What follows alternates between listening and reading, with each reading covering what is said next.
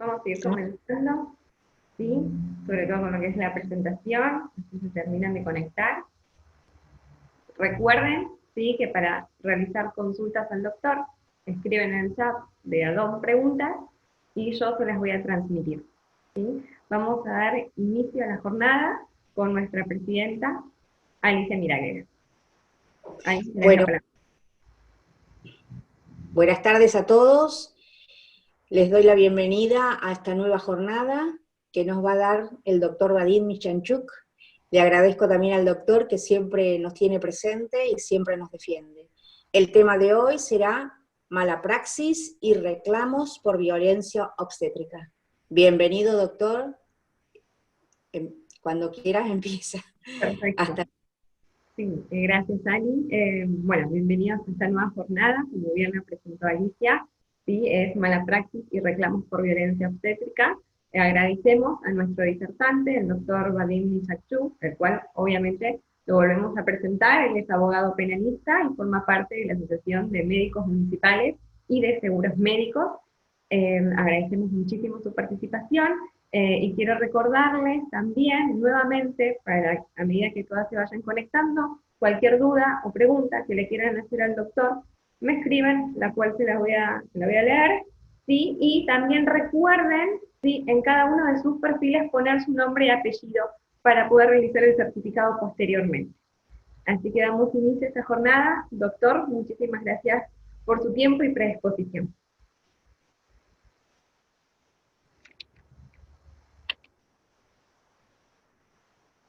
No se escucha.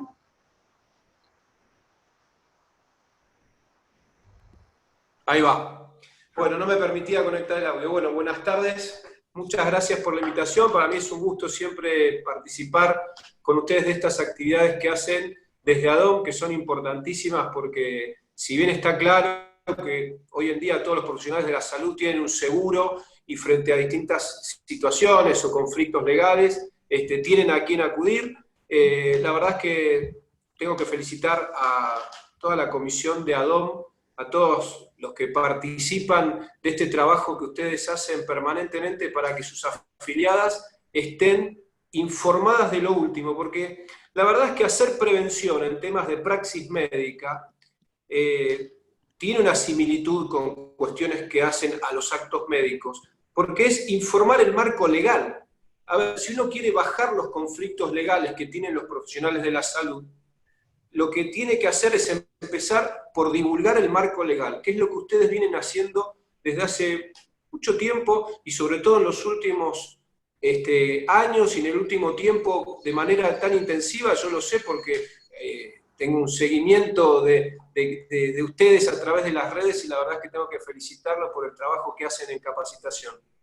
Y capacitar a los profesionales de la salud no es ni más ni menos que evitarles un juicio o un conflicto legal, porque no solamente los conflictos legales tienen que ver con juicios en tribunales, muchas veces hay reclamos que tienen que ver con notas que se presentan en los hospitales y esas notas que pueden derivar o no en un sumario administrativo. Así que bueno, va mi felicitación para ustedes y lo mío simplemente un aporte desde el lugar que me toca. Soy abogado de médicos municipales y de seguros médicos hace unos cuantos años ya, así que cualquier conflicto penal que ustedes tengan o administrativo, a quienes tengan el seguro de médicos municipales, que es seguros médicos, me van a tener a mí o a alguno de los abogados que trabaja conmigo defendiéndolas en ese tipo de situaciones. Así que bueno, desde ese lugar les hablo, desde alguien que las acompaña permanentemente. No quiero dejar de mencionar que está presente en esta reunión Victoria, que es la abogada de ustedes, que sé que hace un trabajo excelente, que está siempre ahí al pie del cañón, lo sé perfectamente, no recibo más que buenos comentarios más allá de su capacidad, obviamente, de su muy buena predisposición para con toda la gente de ADOM. Así que Victoria, te saludo, te mando un beso desde acá, y bueno, arrancamos, un tema áspero. Desde ya, Victoria, que estás invitada a participar y aportar desde tu lugar, vos que las conocés muy bien, a las obstétricas de ADOM. Bueno, vamos a hablar primero de mala praxis. Y la verdad es que si uno se pone a repasar y googlea todo lo que tiene que ver con mala praxis, va a encontrar una enorme cantidad de charlas, de exposiciones y inclusive de bibliografía. Pero bueno, no vamos a hablar de eso hoy en relación a lo que es la mala praxis. Vamos a hacer un llamado de atención. Y lo que les quiero decir es que después de tantos años de acompañar a profesionales de la salud en temas de mala praxis, no puedo no hacerles una advertencia.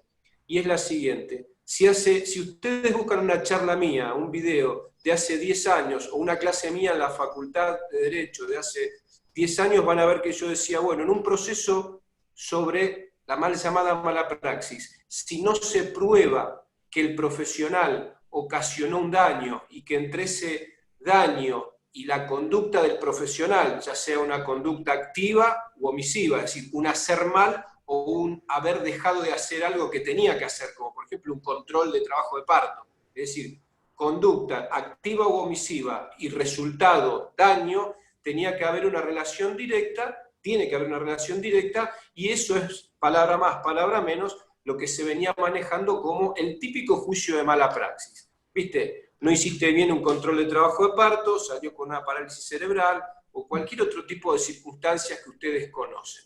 Bueno, les tengo que decir, porque soy un abogado que trabaja para y con ustedes, que ese concepto de juicio de mala praxis típico fue mutando con el tiempo.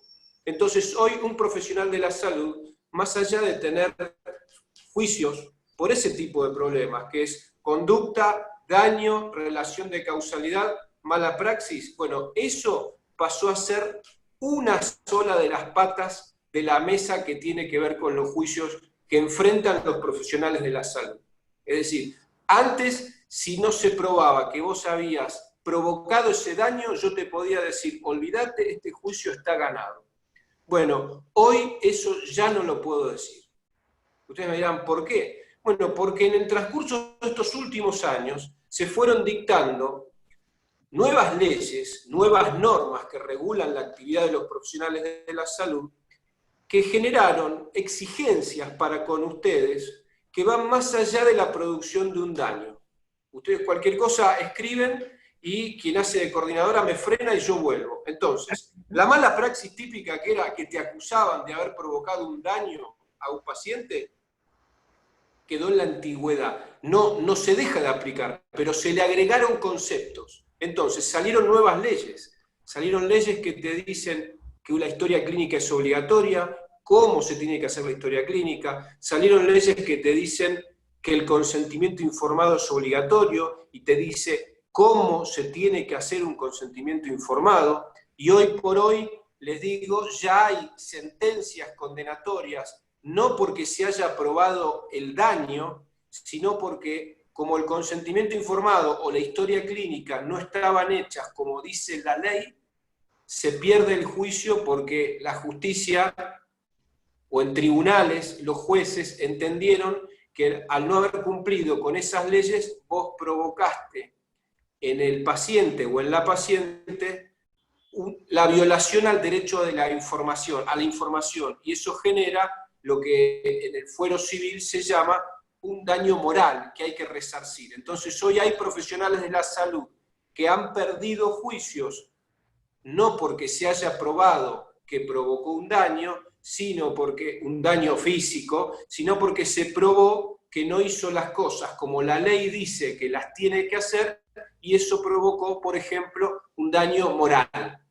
¿Se entiende? Entonces, vamos avanzando en la charla para ir llegando al tema central de la charla de hoy. Entonces, primero, la mala praxis típica de la que hablábamos hace 10 años se modificó. Y hoy hay más juicios que no tienen que ver solamente con un daño físico, sino que hoy hay más protección de derechos de las personas. Entonces, hoy, no solamente por provocarle un daño físico, sino por provocarle un daño moral al no haber informado a ese paciente como la ley te obliga a hacerlo, también podés perder un juicio. Vamos avanzando entonces. Entonces, los reclamos de la mala praxis típica hoy se ven incrementados porque la mala praxis, esa, la de provocar un daño o la muerte, un daño físico, una lesión o la muerte, sigue existiendo, pero hoy sobre los profesionales de la salud hay un marco legal mucho más exigente que tiene en cuenta otras cosas, como por ejemplo la información hacia el paciente, y eso hace que esa exigencia que está en la ley, en tribunales te la cobren con una sentencia condenatoria. Vamos cerrando hasta ahí, ustedes me van diciendo.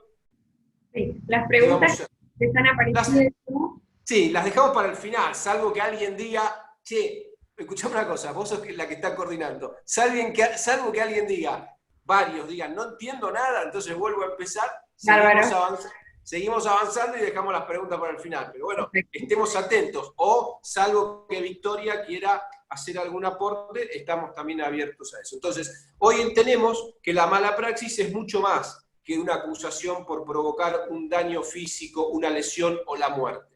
Hoy los juicios, que es una forma equivocada de llamar, es decir, hablar de juicios por mala praxis es un estilo coloquial, pero no es, ni siquiera es jurídico decir el juicio por mala praxis, porque el juicio es por responsabilidad civil o penal, por responsabilidad profesional, y tendrá que ver con distintos objetos procesales. Pero seguimos avanzando porque estas charlas tienen este tono, no son muy teóricas, no son muy técnicas, sino son para ir avanzando en temas que cuesta, ¿no? Porque uno viene chipeado de una manera. Entonces, estos cambios legislativos que se dan, que se dieron y que se dan en el tiempo, llevados a la práctica, lleva tiempo que la gente los asimile. Es decir, sale una ley nueva. Más allá de que sale una ley nueva y después cuesta divulgar esa ley. Esa ley por ahí se contrapone con otra o se analiza en forma conjunta con otra ley. Entonces, este trabajo de capacitación y de prevención, que simplemente es divulgar lo que van diciendo las nuevas leyes, tiene que ver con eso. Y tarda un montón de tiempo. Ustedes fíjense que la ley de derechos del paciente, que es la que dice que todo acto médico debe ser registrado, es decir, historia clínica, cómo debe ser registrado, que todo acto médico requiere consentimiento informado, y que hay consentimiento informado por escrito y verbal, y cómo tiene que ser el consentimiento. Eso es del año 2009, y créanme que yo doy estas charlas no solamente en la ciudad de Buenos Aires, en el ámbito público, en el ámbito privado, sino en el interior del país, y yo sigo encontrando que no todos los profesionales de la salud saben de la existencia de esas leyes. Entonces, seguimos avanzando. Entonces, ¿qué pasa con todo lo que tiene que ver con la violencia obstétrica? Y ahora sí ya nos metemos en la segunda parte de la charla, porque lo de la mala praxis ya lo vimos muy por arriba. Son juicios que pueden ser civiles, pueden ser penales. Los civiles tienen que ver con un reclamo de dinero. Si ustedes ven en la cédula de notificación que habla de juzgado civil o de mediación civil, tiene que ver con dinero. Si ven que dice que es un juzgado penal, tiene que ver con una sanción que no tiene que ver con lo económico, tiene que ver con la posible inhabilitación de la matrícula y o la posible pena de prisión. Entonces, una cosa es civil, que son mangos, y otra cosa es penal, que es sanción sobre la persona, sobre su matrícula o sobre la libertad ambulatoria de esa persona. Y que esa mala praxis hoy, además de involucrar cuestiones que nosotros tenemos chipeadas como netamente asistenciales o del paciente en el trato digamos, del acto médico en sí mismo, se amplió la responsabilidad de los profesionales de la salud, y hoy el deber de informar al paciente tiene un peso tal que le otorgó el reconocimiento legal y el reconocimiento que tiene en los tribunales. Es decir, hoy, si vos sos profesional de la salud, estás tan obligado a atender bien a ese paciente, a palpar bien ese abdomen, a hacer todas las maniobras semiológicas que ustedes hacen, tan obligado a eso como a respetar las nuevas leyes que fueron saliendo sobre historia clínica, consentimiento informado, y por ejemplo de la que vamos a hablar hoy, que tiene que ver con la violencia obstétrica y con el parto respetado, o el parto humanizado. La verdad es que ponerle nombre es un poco ridículo, es el parto y cómo debe ser el parto y cómo se debe llevar adelante. Así que bueno, voy a poner la presentación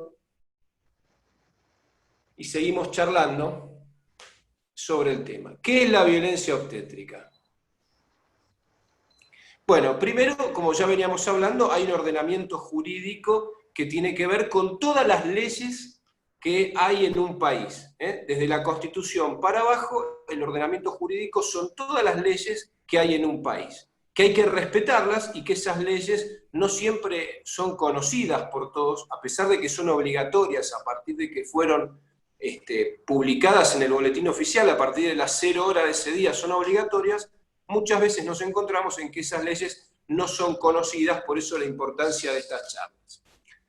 Lo que yo veo como diagnóstico es que en general los profesionales de la salud, cuando uno habla de estas cosas, me demuestran o me trasladan y me dicen, che, Vadim, yo esto no lo sabía, no sabía que existía esta ley, o si bien sabía que existía esta ley, nunca pude leerla, nunca la leí. Algunos me dicen, sí, yo la leí para mi examen de residencia y después nunca más. Bueno, déjenme decirle que estas leyes tienen que ser una guía para ustedes, sobre todo las que hacen a cuestiones netamente operativas. Entonces, la anécdota es, a mí nadie me avisó, pero déjenme decirles que yo y los abogados que trabajan conmigo, así como Victoria, no podemos ir a defenderlos y decirle, no, lo que pasa es que no sabía que existía la ley. No lo podemos hacer, es una defensa imposible de llevar a cabo. ¿Qué podemos decir de la violencia obstétrica en el mundo? Según la Convención Internacional sobre la Eliminación de todas las formas de discriminación contra la mujer, en su artículo 12, los Estados partes adoptarán todas las medidas en la esfera de la atención médica y garantizarán a la mujer servicios apropiados en relación al embarazo. Es decir, fíjense que esto que tiene que ver con garantizarle a la mujer un estándar de cuidado en la atención de ese embarazo, en la atención de ese parto, ya viene dado por el derecho internacional. Acá voy a hacer un poquito de historia, cortito, no me voy a poner aburrido. Lo que les quiero decir es que la Argentina en el año 1994 decidió modificar su constitución. Yo no sé si se acuerdan todas, pero en el año 94, o desde el año 94, la Argentina tiene una nueva constitución. Así que este cambio de reconocimiento de derechos arrancó ese día. El día que nosotros estrenamos constitución, estrenamos todo un nuevo reconocimiento de derechos hacia las personas. Y en ese cambio de constitución, nosotros nos adherimos como país al derecho internacional y nos obligamos, por ejemplo, a cumplir con estas cosas. Esto que dice acá, los Estados partes adoptarán todas las medidas en la esfera de la atención médica y garantizarán a la mujer servicios apropiados en relación al embarazo. Es decir, que no es por desmerecer a nuestros legisladores, pero digamos que el Estado argentino se obligó a esto en el año 94, y que con el correr de los años, lo que pasa es que en la Argentina, y todos aquellos que tenemos contacto con todo lo que es lo público, sabemos que las modificaciones llevan mucho tiempo, y sabemos que lo urgente tapa lo importante, y que siempre estamos atrás de las urgencias económicas y todo eso. Pero recuerden esto, la Argentina en el año 94, con su nueva constitución, se comprometió a reconocer derechos a todas las personas, más derechos a todas las personas, y sobre todo a los grupos que se entendió en ese momento eran vulnerables, que son los niños, las niñas, los adolescentes, las mujeres y las embarazadas. Esto viene o tiene su puntapié inicial en el año 1994. Así es que la Argentina se comprometió a eso. ¿Qué pasó a partir de que la Argentina se comprometió a eso en el año 94, a esto que está en la pantalla? Bueno, en el año, no me acuerdo cuánto, pero no hace mucho, la ley 26.485 es la que ejerce, dice que la violencia obstétrica es la que ejerce el personal de salud sobre el cuerpo y los procesos reproductivos de las mujeres, expresada en un trato deshumanizado, un abuso de medicalización y patologización de los procesos naturales, de conformidad con la ley 25.929, que es la de parto respetado. Es decir, si nosotros queremos hablar de una definición de violencia obstétrica internacional, es la de la pantalla anterior. Y la de Argentina está acá, en esta ley, y la define de esta manera, que es la que ejerce el personal de salud sobre el cuerpo y los procesos reproductivos de las mujeres expresada en un trato. ¿Cómo se expresa esa violencia obstétrica? En un trato deshumanizado, un abuso de medicalización y patologización de los procesos naturales. Bueno, esa es la definición de violencia obstétrica en Argentina, sacando esa ley que se remite a la ley de parto respetado, y la ley de parto respetado, que es la que define los derechos de la mujer. Déjenme decirle que cuando esta charla no es la primera vez que la doy, la que tiene que ver con violencia obstétrica y el parto respetado. ¿Saben por qué?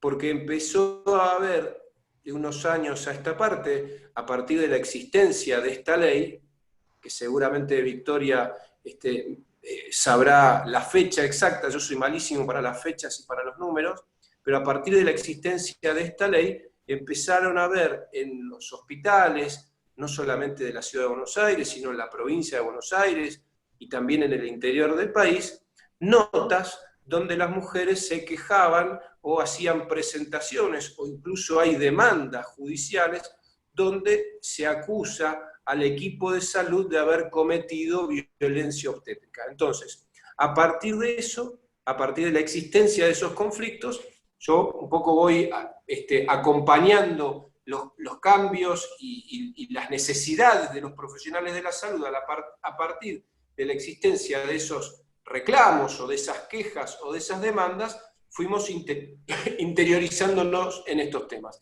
Entonces, lo primero que hay que hacer es conocer la ley. Yo reconozco que la ley no la conocía, es decir, salió la ley, empezó a haber reclamos y me puse a estudiar esta ley que es la de parto respetado. ¿Qué dice la ley de parto respetado en cuanto a los derechos? Que la mujer tiene derecho a ser informada sobre las distintas intervenciones médicas que pudieran tener lugar durante esos procesos, de manera que pueda optar libremente cuando existieran diferentes alternativas. Bueno, esto, quiero decirles una cosa, no difiere de lo que dice la ley sobre el consentimiento informado. Lo que pasa es que cuando la ley habla del consentimiento informado, lo hace de manera genérica para todo tipo de proceso en salud. Bueno, esta ley es específica y no hace más que repetir la misma fórmula legislativa que la ley de consentimiento informado. Entonces, queda claro que la mujer tiene derecho a ser informada. Y esto está en sintonía con lo que yo les decía, es decir, de unos años a esta parte, y a partir del reconocimiento de derechos, no lo tengo en esta charla, pero tengo una imagen muy interesante. Gracias, Victoria, es del año 2004, fíjense. Lo que yo les decía con respecto al derecho a la información. ¿Ven cómo la ley nos pone sobre la mesa, la de consentimiento informado y la ley de parto respetado, que el derecho a ser informado es tan importante y está tan reconocido como el derecho a ser bien atendido? Y eso es lo que con los equipos de salud venimos trabajando en temas de obstetricia y en temas de cirugía también. Es decir, el paciente en general tiene derecho a ser informado. Y la mujer embarazada, a partir de la ley de parto respetado, y según lo que dice el inciso A, también tiene derecho a ser informada. Esto es muy importante. Después vamos a volver sobre este tema a partir de las recomendaciones. Entonces, vamos por el punto B. Punto B, ser tratada con respeto y de modo individual y personalizado, de manera que le garantice la intimidad durante todo el proceso asistencial y tenga en consideración sus pautas culturales. Muy bien, perfecto. Esto mismo del trato con respeto lo dice la ley 26.529, que es la ley de derechos del paciente. Ven que no hay nada nuevo, solamente es que esta ley es específica para la mujer embarazada, pero el trato respetuoso, respetar la individualidad y el trato personalizado ya viene de la ley de derechos del paciente. Una aclaración acá, que la tengo que hacer. No todas las maternidades que yo he conocido permiten desde el punto de vista edilicio muchas veces, tener en consideración esto de la intimidad, ¿no? Es decir, eso lo vamos a hablar después en cuanto a qué posibilidades tengo yo de cumplir con la ley.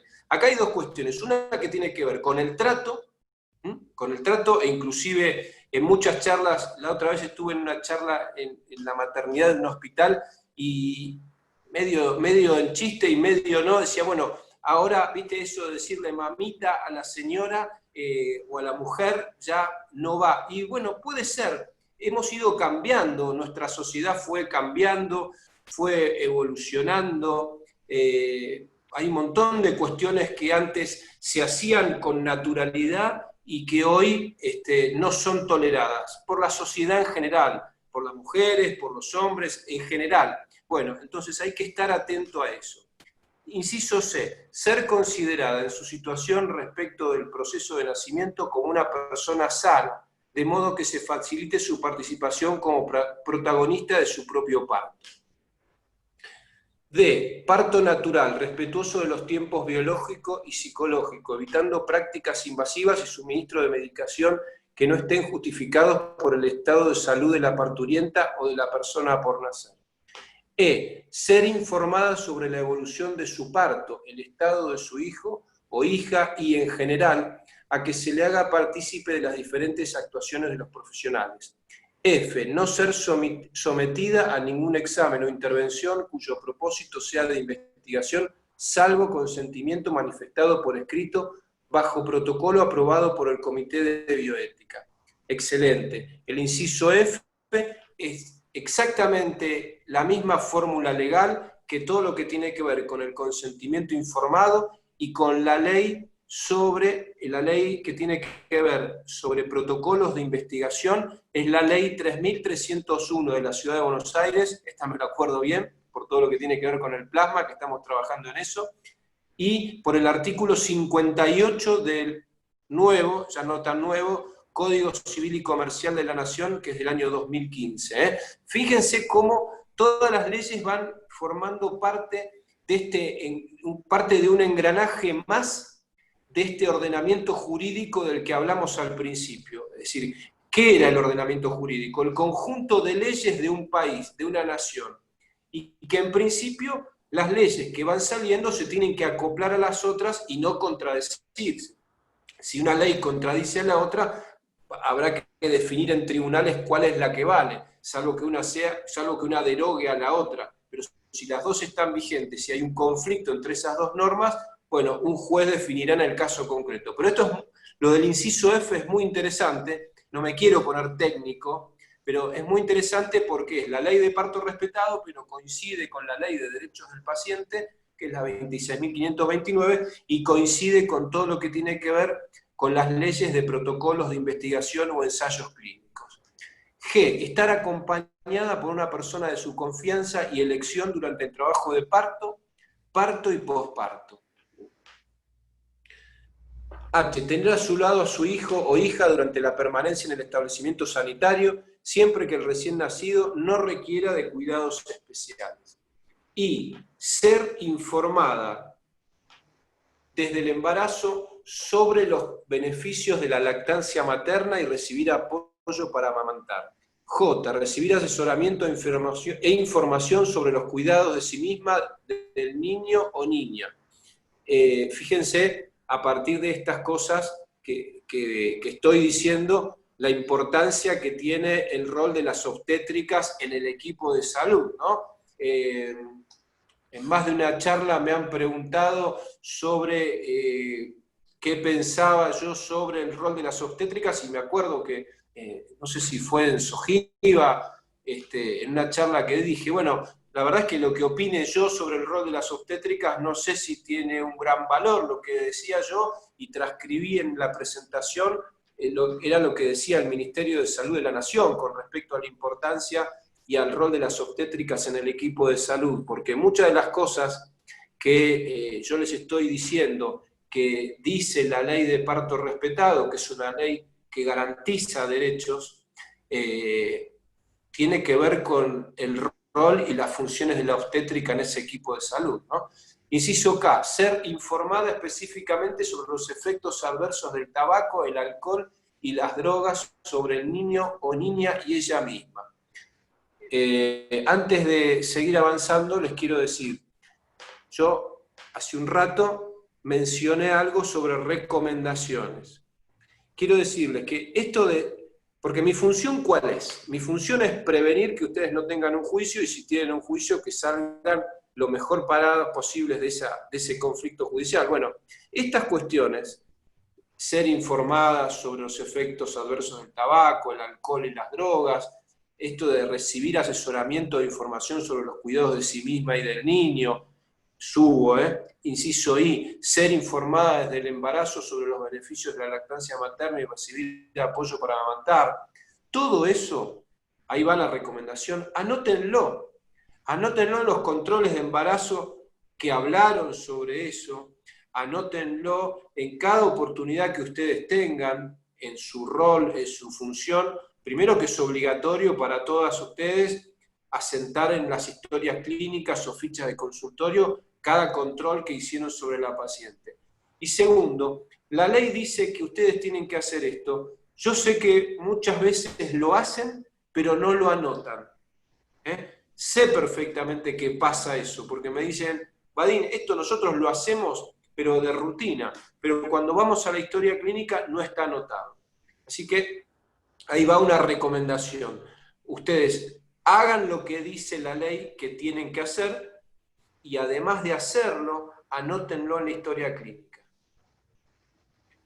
Similitudes con la ley 26.529. Más allá de ser específica en la descripción del proceso de embarazo y parto, la ley de parto respetado no hace más que seguir los lineamientos de la ley 26.529, lo que decíamos recién, y del nuevo Código Civil, que habla de los actos médicos en general, de los derechos del paciente en general, habla de la intimidad, la confidencialidad, el trato digno, el trato respetuoso, y en este caso la ley de parto respetado, siguiendo la misma línea, lo traslada a la mujer embarazada y al parto. ¿Cuáles son los derechos del paciente? Y estoy hablando no de la ley de parto respetado, sino de la ley que mencionábamos recién, la ley 26.529, derecho a la asistencia, derecho al trato digno y respetuoso, derecho a la intimidad, a la confidencialidad, a la autonomía de la voluntad. ¿Qué significa la autonomía de la voluntad? Que a partir de este cambio de paradigma, donde el paciente es el que bien informado decide qué es lo que quiere hacer, el paciente, a partir de la autonomía de la voluntad, el paciente justamente tiene el derecho a que le informen si hay 1, 2 o 3 planes terapéuticos a seguir, y el paciente bien informado es el que define, es el que decide, asumiendo los riesgos. Por eso la importancia de volcar en la historia clínica la información que se brindó, y la importancia de dejar claro en el consentimiento, que así lo dice. Vieron que yo todo el tiempo estoy jugando. La ley de parto respetado juega con la ley de derechos del paciente, juega con la historia clínica y con el consentimiento informado. Porque la ley, cuando habla del consentimiento informado, dice que si hay más de un plan terapéutico, le tenés que informar los 2 o 3 planes terapéuticos que hay, y el paciente es el que define. Y el paciente incluso puede decidir uno que no es el que vos le recomendás. Fíjense, nada de esto es novedoso en la ley de derechos del paciente. Información sanitaria, recibir toda la información, es decir, el paciente tiene ese derecho que se transforma en la otra cara de la moneda, que es la obligación del profesional de la salud de brindar esa información. Y derecho a la interconsulta médica, es decir, que hoy en la Argentina, por ley, el derecho tiene la posibilidad otorgada por la ley de hacer consultas con otro profesional de la salud, obviamente de la misma especialidad, para que brinde una segunda opinión.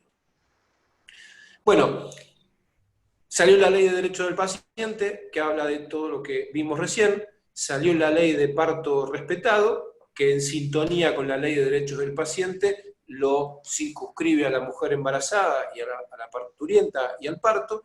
¿Y qué pasó después? Desde el año 2013, la Comisión Nacional Coordinadora de Acciones para la Elaboración de Sanciones de la Violencia de Género, en general, la violencia de género, la violencia obstétrica es una más de las violencias de género que se describen en la ley de violencia de género, que no se llama así, pero tiene un nombre más largo. Bueno, y esta CONSAVIC coordina una mesa de trabajo interinstitucional que aborda la violencia obstétrica, de la que participan la Dirección de Maternidad e Infancia y el Programa Nacional de Salud Sexual y Procreación Responsable del Ministerio de Salud de la Nación, la Superintendencia de Servicios de Salud y el Instituto Nacional contra la Discriminación, la Xenofobia y el Racismo. Quiero contarles que yo en algún momento formé parte del Programa Nacional de Salud Sexual y Procreación Responsable del Ministerio de Salud de la Nación, así que estos temas, en forma conjunta con expertos y con gente del Ministerio, los fuimos abordando para ver de qué manera toda esta nueva legislación la íbamos bajando a los equipos de salud. Les quiero decir que no es fácil, ¿eh? No es fácil porque los equipos de salud están sobrecargados de trabajo y muchas veces llegar a ellos, no lo digo por ahí en la Ciudad de Buenos Aires, que es más fácil por temas de cercanía, pero a veces en el interior del país. Por eso es que la pandemia trajo cosas buenas y cosas malas. Las charlas por Zoom nos permiten hoy, por ejemplo, dar una charla a la mañana en Misiones y a la tarde una charla en Santa Cruz, cosa que antes eso nos llevaba una semana, porque organizar los viajes, las estadías, las vueltas. Bueno, así que una buena para la pandemia es que nos puso esta herramienta de trabajo y que nos obligó a usarla, y que hoy este tipo de charlas informativas se pueden dar de manera más rápida. Así que bueno, el Ministerio de Justicia tiene, hablando en criollo, una oficina especializada en asesoramiento y en recibir denuncias de este tipo. Tengo entendido que ustedes tuvieron una charla con gente de la CONSAVIC. El objetivo de la mesa de trabajo es promover acciones tendientes a la prevención de la violencia obstétrica, a la modificación de las prácticas médicas naturalizadas como normales que incumplen con la ley 25.929. Desde el principio del 2017, la CONSAVIC recibe denuncias sobre violencia obstétrica, las cuales son registradas con fines estadísticos. Los datos obtenidos, además de contribuir a la visibilización de esta modalidad de violencia contra las mujeres, sirven como insumo para pensar estrategias de prevención eficaces. Fíjense que estas denuncias, hay todo tipo de denuncias. Hay denuncias que tienen que ver con buscar una sanción en lo civil, y a ver si alguien se acuerda y me contesta por el chat cuál era la consecuencia de un juicio civil. Hay otras que buscan sanciones en lo penal, a ver quién se anima. Alicia, hay un premio para la afiliada que conteste primero. Hay denuncias que tienen como finalidad, no está contestando nadie todavía, obtener una sanción civil, otra una sanción penal, pero ahí están empezando a contestar. Pero aclaren qué tipo, la civil, la penal. Y después estas denuncias no tienen como finalidad sancionar, digamos, tienen como finalidad ver qué pasa en determinados lugares y mandar equipos, como cuando yo trabajaba colaborando como asesor en el programa, mandar equipos a ese lugar, equipos de capacitación, porque no todo es sancionar, no toda denuncia sirve con que después de la denuncia haya una sanción. Muchas veces esa denuncia sirve justamente para trabajar en la prevención. Así que bueno, muy interesante. Cuando las cosas se hacen con buenas intenciones, cuando los trabajos, en general, en todos los órdenes de la vida, siempre se consiguen buenos resultados, ¿no? Después tenemos de todo, tenemos gente que no tiene virtudes y que tiene solamente capacidad destructiva, que lo único que busca es buscar el defecto ajeno para no quedar en evidencia. Pero bueno, cuando las cosas se hacen de buena voluntad, cuando las cosas se hacen queriendo mejorar, pasan cosas buenas. Bueno, ¿cómo cuidarnos de las denuncias por violencia obstétrica? Bueno, primero cumpliendo con la ley. Lo primero, ¿cómo nos cuidamos de las denuncias por violencia obstétrica? Bueno, primero cumpliendo con la ley. Cumplir con la ley, conociéndola. ¿Cómo cumplimos con la ley? Vamos un paso más atrás. ¿Cómo cumplimos la ley? Conociéndola. Conocemos la ley. Acá el trabajo, el compromiso tanto de médicos municipales como de ADOM, como de seguros médicos. Ustedes saben que estas charlas de información, estas charlas de simplemente conocer, dar a conocer la ley, están para quien las quiera escuchar y están de un día para el otro, de una semana para la otra, las organizamos sobre el tema que sea. Entonces, ¿cómo cuidarnos de la denuncia? Bueno, primero, conociendo la ley. Después, aplicando la ley. Obviamente en la medida de las posibilidades. Yo siempre digo, las leyes son muy buenas a veces, y en las bibliotecas quedan fantásticas. Después hay que ver si la ley es aplicable al lugar donde uno trabaja. Y esto lo hago referencia, no en las cuestiones que tienen que ver con el trato, porque lo que tiene que ver con el trato, porque las denuncias abarcan desde gente que se queja del trato y gente que se queja de que no pudo tener el parto como quería porque no le ofrecieron el lugar que quería tener. Bueno, a veces hay cuestiones que tienen que ver con lo edilicio. Entonces, acá hay cuestiones que tienen que ver con lo humano, con lo que yo puedo hacer o decir, hacer, informar. Perfecto, eso, hay una ley que salió, hay una ley que hay que conocer y una ley que hay que cumplir. Y después hay cuestiones que tienen que ver con lo edilicio, que muchas veces el profesional de la salud, la obstétrica, el obstetra, no tiene la posibilidad de modificarlo. Bueno, eso habrá que informarlo. Entonces, tercer punto, hacer una buena historia clínica y hacer buenos consentimientos informados. Es decir, todas estas cuestiones, además de hacerlas, hay que registrarlas. Pero no porque lo diga la ley de violencia obstétrica, que no, la ley de parto respetado, sino porque lo dice la ley de derechos del paciente cuando habla de la historia, de los derechos del paciente, de la historia clínica y del consentimiento informado, que es del año 2009, y la misma fue, esos mismos conceptos fueron plasmados en el nuevo Código Civil en el año 2015. Entiendo que si quieren otro día hacemos una charla sobre historia clínica y le damos paso a todo lo que tiene que ver con las preguntas sobre estos temas, que me parece lo más interesante y lo más rico de la charla, y aparte ya llevamos ocupada casi una hora. Saco la presentación y estoy a disposición para las preguntas y intentaremos dar respuesta a la mayoría. Perfecto. Le voy a ir leyendo si no le molestan las preguntas, las consultas. La primera es de Silvia Porcile, que dice si el seguro de mala praxis incluye las demandas de violencia obstétrica. Bueno, a ver.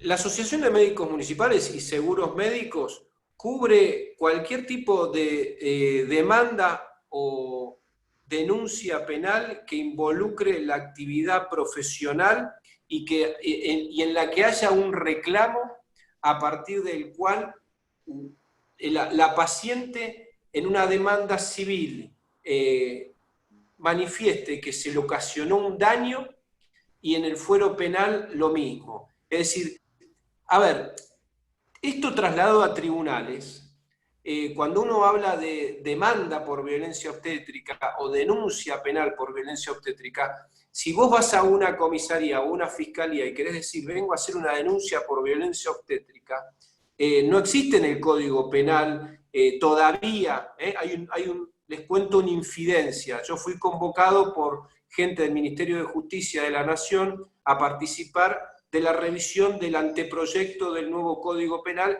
que tiene un delito que tiene que ver con la violencia obstétrica. Bueno, va a estar como delito hoy es o lesiones culposas o homicidio culposo. Entonces, por supuesto que si tenés un reclamo penal encuadrado en eso, en un delito que tiene que ver con tu actividad profesional, el seguros médicos te va a cubrir. Lo mismo una demanda en la que se te acuse de haber... lo de la violencia obstétrica es el condimento, pero tiene que acreditar un daño físico o un daño moral. Entonces, obviamente que yo lo que te quiero decir es que seguros médicos cubre y nosotros estamos dando cobertura ya a algunas demandas en donde, entre otras cosas, al obstetra, y puede ser una obstétrica tranquilamente, que tenga la póliza de seguros, lo hayan acusado de violencia obstétrica. Bien. La siguiente pregunta. En obstetricia, ¿qué situaciones ameritan el consentimiento informado y por escrito, además de las cesáreas y los partos? Mira, vamos de lo general a lo particular. Si repasamos un poco la ley 26.529, que es la ley de derechos del paciente, y el Código Civil, el nuevo Código Civil, en su artículo 59, todo acto médico, y cuando hablamos de acto médico no solamente los actos de los médicos, todo acto médico, toda acción sobre la salud de una persona requiere consentimiento. Y ustedes, ya sé cuál es la pregunta que sigue, pero ¿para todo le tengo que pedir el consentimiento y que me firme?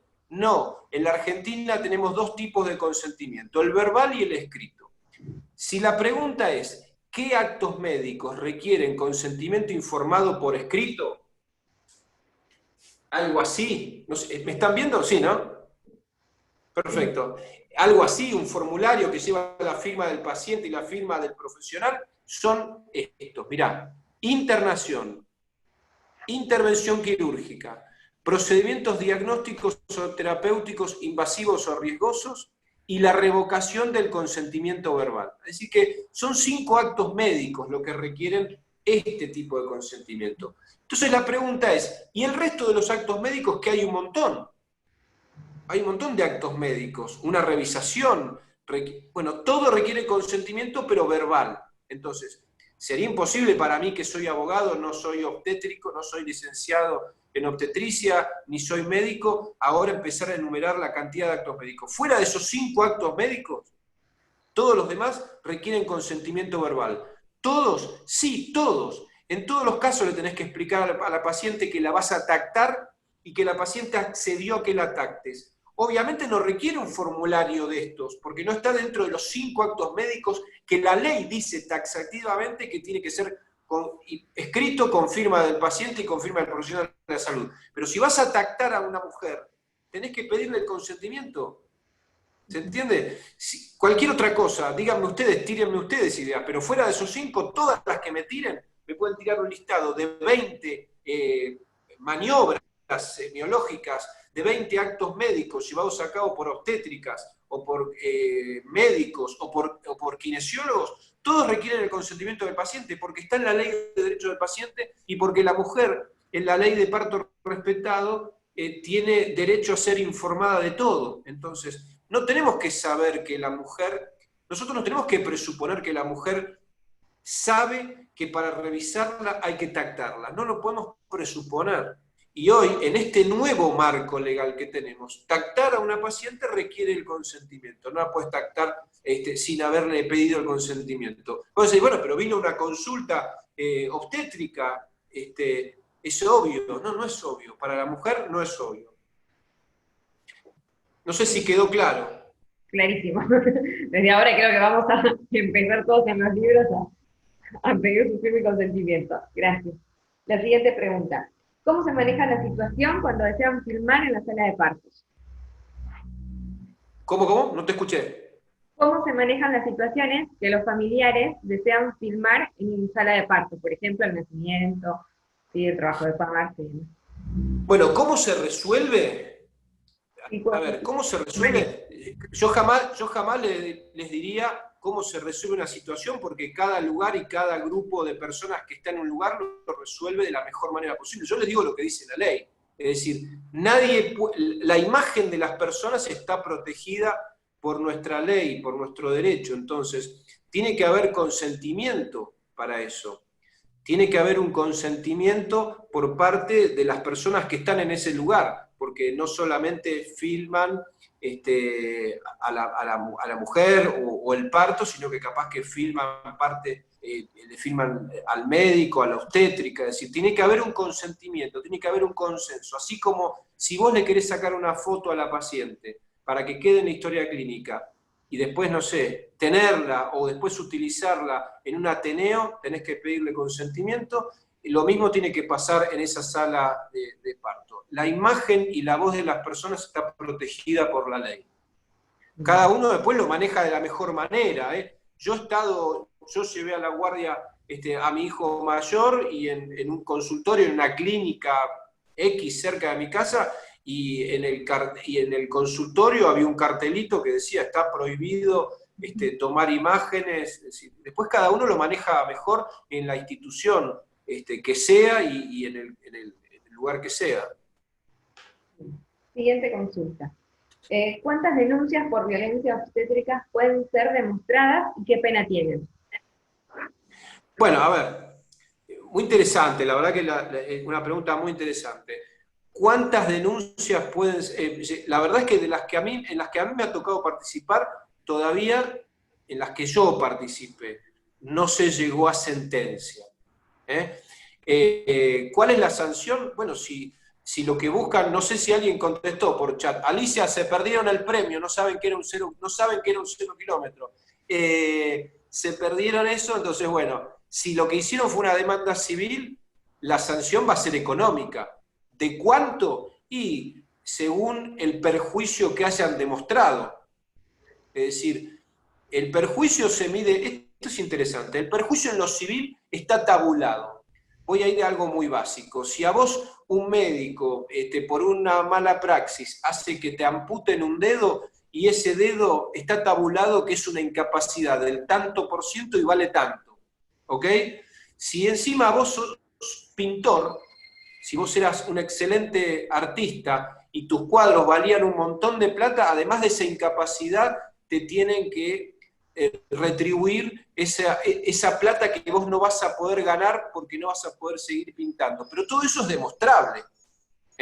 Todo eso es demostrable. No es lo mismo una persona que no tiene trabajo, una persona que, lo que voy a decir ahora suena frío, Victoria me va a entender, mi colega, pero bueno, es así, en tribunales se maneja de esa manera. No es lo mismo una persona que no tiene trabajo en un juicio que un gerente de una empresa que tiene 5 hijos a cargo. Bueno, lo que va a salir indemnizar a uno o a otro, la incapacidad es la misma, pero lo que esa persona generaba y llevaba para su casa como ganancia no es lo mismo, y también se tiene en cuenta dentro de los rubros indemnizatorios. Por eso aquel que te diga que una demanda por violencia obstétrica puede ser 1 millón, puede ser 1,5 millones, puede ser 500, puede ser, está tirando fruta, es poco serio. Cada caso se evalúa de manera individual y la parte actora, la parte que demanda, tiene la carga de decir, a mí esto me generó tal perjuicio. A mí me han consultado amigos y me han dicho, sí, no, pero mira, yo tuve un accidente de tránsito con la moto y entonces dejé de ganar tanta plata. Le digo, pero vos, ¿cuánto venías facturando, flaco? Esto es anecdótico, pero vos, ¿cuánto facturabas por mes? No, bueno, en realidad yo no facturaba, entonces no vas a poder probar nada en el juicio. Vas a poder probar tu incapacidad, las lesiones que tuviste, pero no podés decir que por culpa de ese accidente, por haber estado 4 meses parado, dejaste de ganar 10 millones de pesos, porque no venías ganando 10 millones, 2,5 millones por mes, como para decir que estar 4 meses parado te provocó un perjuicio de 10 millones. Así es con respecto a las demandas civiles. Los montos tienen que ver y se resuelven por las características particulares de la víctima y por la incapacidad. En el fuero penal, si es una denuncia penal y que se empezó por violencia obstétrica, pero resulta que después terminó en una lesión, fue todo un combo, es decir, se habló de violencia obstétrica, pero concretamente en el fuero penal fue una distosia de hombros, etcétera, etcétera. Bueno, se evaluará en ese caso y si hay lesiones culposas, el riesgo es la pena de inhabilitación referida a las lesiones culposas, que es una escala penal. Así que bueno, no puedo responsablemente decir la sanción es tal o cual cosa. En una sí es económica y en otra lo que está en riesgo es la inhabilitación de la matrícula. Y en un sumario administrativo lo que puede pasar es que te aperciban, que te suspendan 5, 10, 15, 20 días o que te pongan una cesantía o la exoneración. Siguiente consulta. ¿Qué recomendaciones nos daría en situaciones donde se mezclan los derechos de la gestante contra el derecho del niño? Bueno, la pregunta es un poco amplia, ¿no? Es decir, si se pudiera acotar un poco, pero bueno, tenemos que saber que los derechos de las personas, la mujer tiene derechos y el niño tiene derechos también, pero en el caso concreto habrá que ver cuál derecho vale más. Me voy a ir a un tema escabrosísimo, durísimo, pero no importa, vamos al hueso, porque estas charlas para eso sirven. Por ejemplo, nuestro Código Penal, atento con lo que voy a decir, nuestro Código Penal en un momento tuvo que elegir, porque cuando vos tenés conflictos de intereses, porque tenés los derechos de la mujer y tenés los derechos del niño, pero hay un conflicto de esos intereses, o la ley lo resuelve de manera expresa o lo resuelve un juez. Nuestro Código Penal, por ejemplo, que la semana pasada la Ciudad de Buenos Aires sacó una ley y adhirió al protocolo nacional de ILE. Nuestro Código Penal, en un momento en el que se dio ese conflicto de intereses, para momentos en los que se resolvió en favor de la madre, por ejemplo. ¿A qué estoy haciendo referencia? El artículo 86 del Código Penal dice que si está en riesgo la salud o la vida de la madre, habilita a la interrupción de ese embarazo. Es decir, en términos criollos dice, bueno, si está en riesgo la salud o la vida de la madre, es posible abortar. No es obligatorio, pero la madre puede decidir abortar e interrumpir ese embarazo. ¿Se entiende? Es decir, es una pregunta muy buena, pero es muy amplia. Habría que ver siempre en el caso concreto, ¿no? Para ver qué derechos están en juego, cuál es la edad gestacional, si es un chico que ya nació o no nació, etcétera, etcétera. Pero les traje ese ejemplo anecdótico. A veces la ley ya lo tiene impreso y ya decidió, el Código Penal, ya decidió que entre la salud o la vida de la mujer y la vida de ese feto, elige la vida y la salud de esa mujer que está viva, que es un derecho cierto, concreto, a ese derecho en expectativa de ese feto que estará o estaba o estaría por nacer. Gracias. Siguiente consulta. La ley vigente que regula nuestra profesión no nos otorga autonomía para tomar decisiones, y muchas veces, por decisión del médico, se vulneran derechos establecidos por la ley del parto respetado. ¿Qué podemos hacer para evitar denuncias por imposiciones de otros profesionales? Bueno, a ver, el trabajo en equipo no significa que todos tengamos que sufrir las consecuencias de decisiones de otros. Entonces, según la pregunta es una recomendación, pero primero quiero darles el marco legal de esa recomendación. Y por eso siempre hago la distinción entre que una cosa es analizar un hecho o un acto médico bajo la lupa del derecho civil y otra es bajo la lupa del derecho penal. Tiene consecuencias diferentes y aparte el aumento de las lupas son distintas. Entonces, en el ámbito civil, lamentablemente, y mal que nos pese, hay una responsabilidad de grupo, hay una responsabilidad solidaria. Entonces, es muy probable que, salvo que sea una macana muy, muy grosera de uno de los integrantes del equipo, es que todos terminen solidariamente pagando esa indemnización. Pero en el fuero penal, como las consecuencias son como sobre la persona y sobre la matrícula de la persona, ahí sí hay una distinción de conductas. Entonces ahora sí va la recomendación. La recomendación es anotar en la historia clínica y que quede claro qué rol jugó cada uno de los integrantes de ese equipo. A ver, esto no se da entre el médico y la obstétrica solamente, se da entre el cirujano y el anestesiólogo, se da entre el cirujano y la instrumentadora que le dijo cerrá, cerrá, cerrá, y resulta que faltaba una gasa o faltaba una coger. Entonces, esta división de tareas, que el derecho lo trata, este es un problema, así como el problema entre los derechos de la madre y el niño para nosotros no es desconocido y tiene que ver con conflicto de intereses.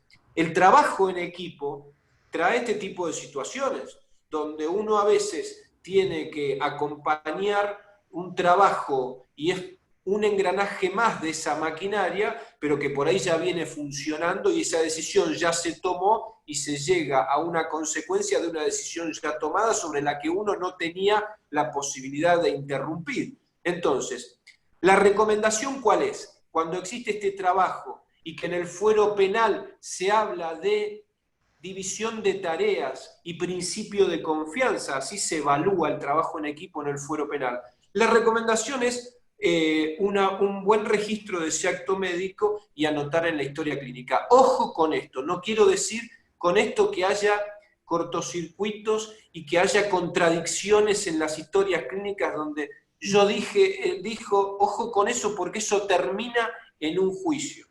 Las contradicciones terminan mal plasmadas en la historia clínica, pero sí un buen registro en la historia clínica de la participación que le cupo a cada uno de los integrantes de ese equipo. Déjenme decirles algo.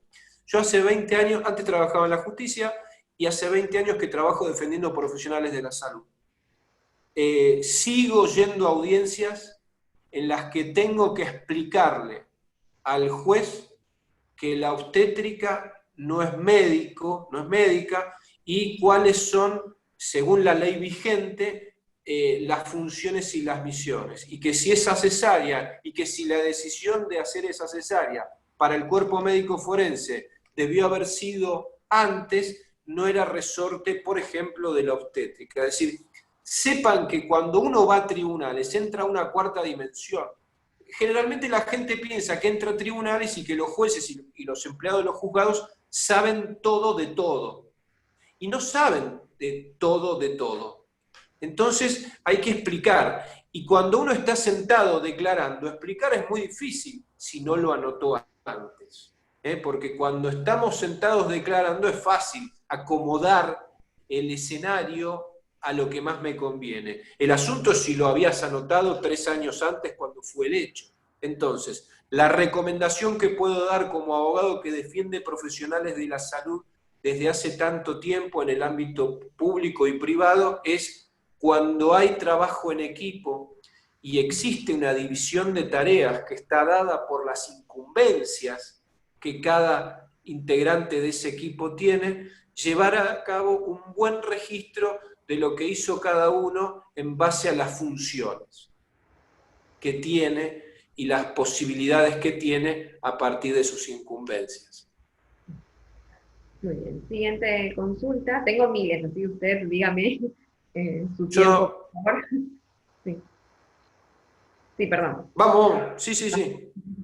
En el caso de los protocolos por COVID y la imposibilidad de que la madre esté con el niño hasta no tener el resultado del hisopado, ¿es legal? ¿Qué tiene mayor valor? ¿La ley del parto respetado o el protocolo COVID? Bueno, muy interesante esa pregunta. La primera, ¿es legal o no es legal?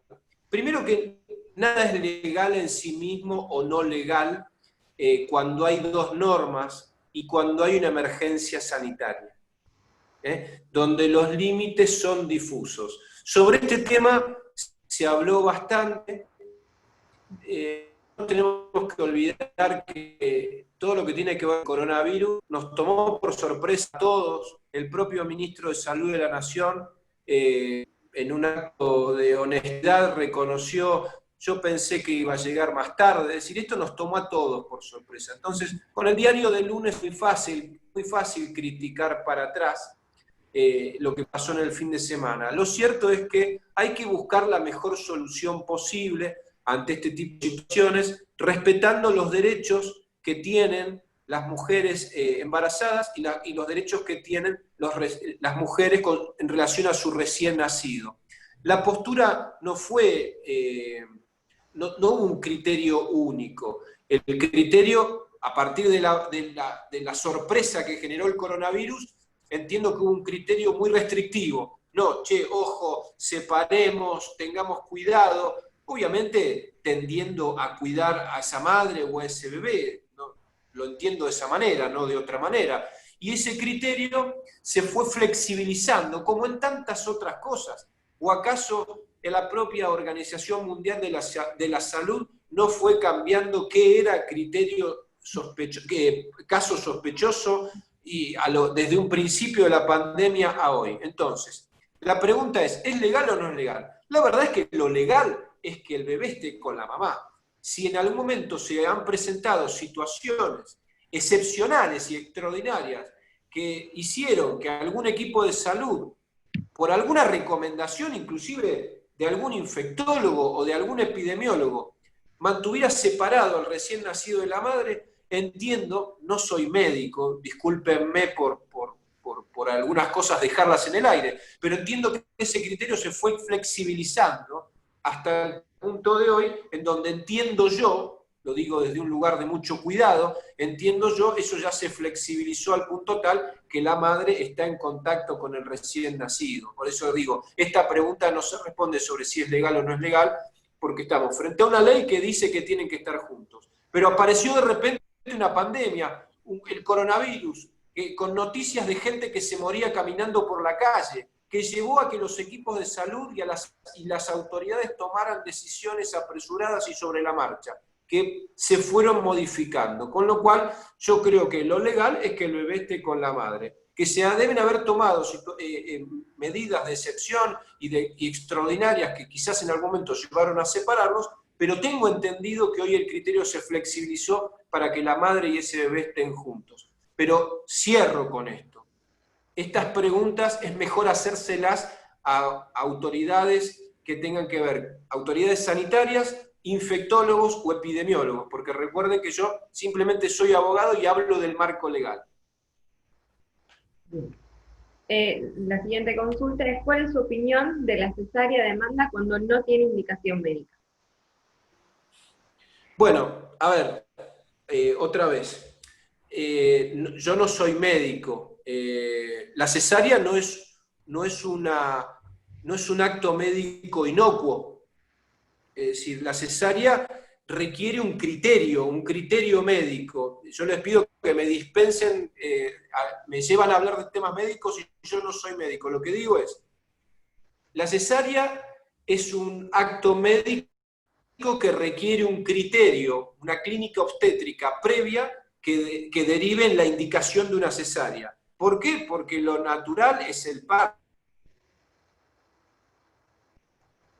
natural. Entonces, frente a esa disyuntiva de la cesárea a demanda, creo que hay que hacer un abordaje disciplinar más completo posible y ver por qué la mujer pide esa cesárea a demanda, y trabajar en ese sentido. Y direccionar las acciones en lo que sea mejor para esa mujer. Hay que indagar un poco, hay que hacer una escucha activa de por qué esa mujer pide esa cesárea a demanda. La siguiente consulta es, ¿el consentimiento puede contradecir al plan de parto? A ver, en principio no. Es decir, primero hay que ver ese plan de parto, pero el consentimiento no es ni más ni menos que lo que la mujer, que plasmado en un papel, o no, o en una historia clínica, de lo que la mujer fue informada y lo que aceptó. Con lo cual, me están tirando un ejemplo de laboratorio en el aire que no lo llego a agarrar del todo. Es decir, si la mujer consiente algo, ¿cómo va a contradecir su plan de parto? Es decir, si está en su plan de parto, entiendo que después no lo va a consentir. O yo no entendí la pregunta, o a la pregunta le falta algún condimento, pero en principio me animo a decir, sin más datos, que no. Bien. La siguiente pregunta, medicación, rotura artificial de las membranas, por ejemplo, ¿es necesario escribir que la mujer nos da su consentimiento? ¿Medicación dijiste? Medicación, sí, o alguna intervención obstétrica que se realice, por ejemplo, romper la bolsa, ¿sí? Son algunos ejemplos que dan. ¿Es necesario escribir, supongo que entiendo que en la historia clínica, que la mujer nos da el consentimiento?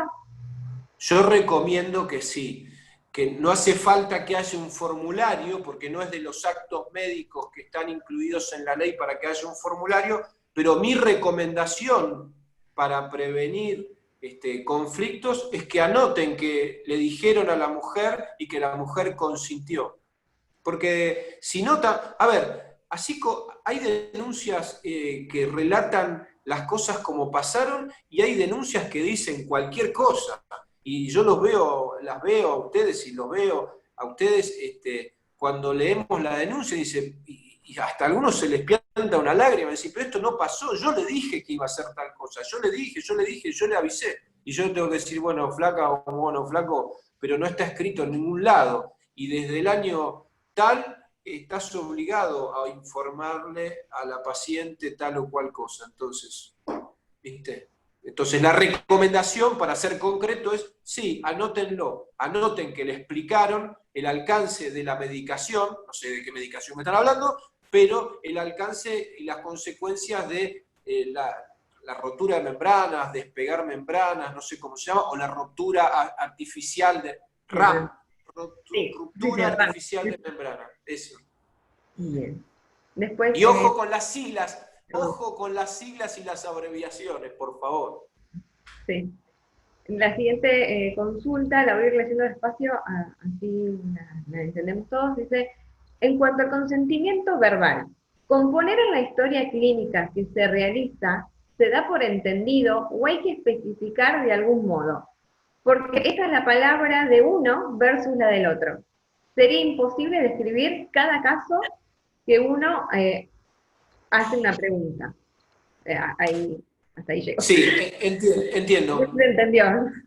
Sí, es clarísimo y es una pregunta que surge siempre en las charlas sobre consentimiento. Es decir, hoy fue sobre mala praxis y violencia obstétrica, pero siempre que hablamos de consentimiento y yo hablo de consentimiento verbal y consentimiento escrito, me dicen, pero ¿y cómo?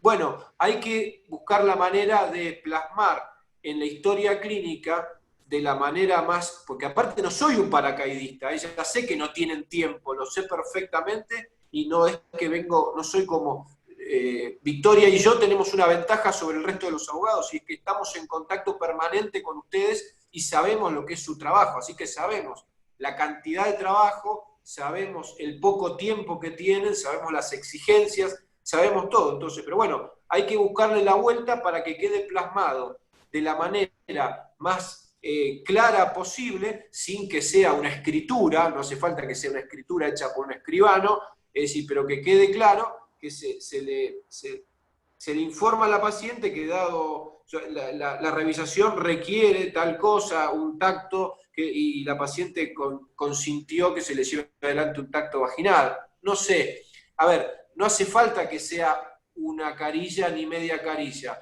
Dependiendo del acto médico que se trate, hay que dejar constancia que uno le avisó que tenía que llevar adelante determinada maniobra, que la paciente lo entendió y que lo consintió.